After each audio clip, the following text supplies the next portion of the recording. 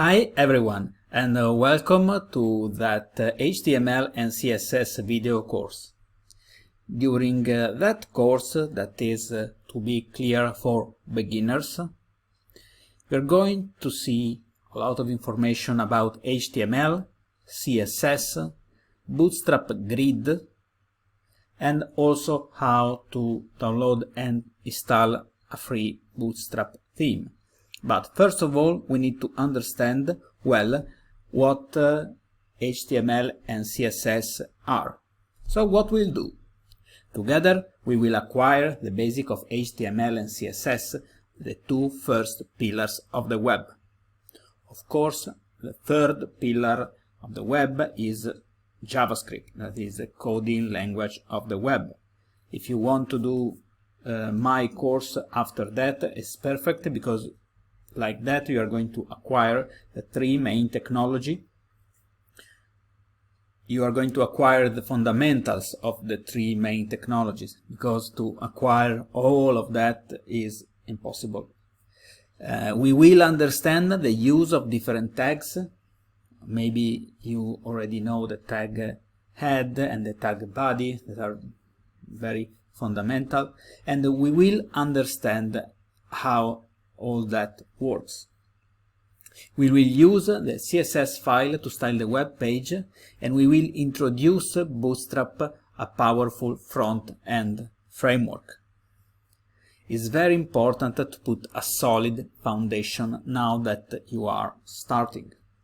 If you are not starting because you already have a few elements, you already know what is a div tag, you already know how to put an image inside of a web page, you already know how to style a page using a flexbox and so on, that course is not for you. If you don't understand what I've said, that course is for you. I hope to be clear on that point.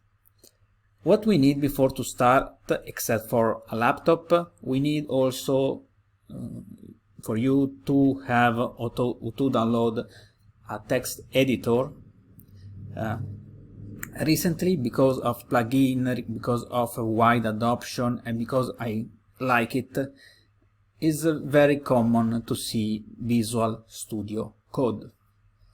If you use Visual Studio Code, it's better, because we are going to have the same setting, but nothing changes if you don't.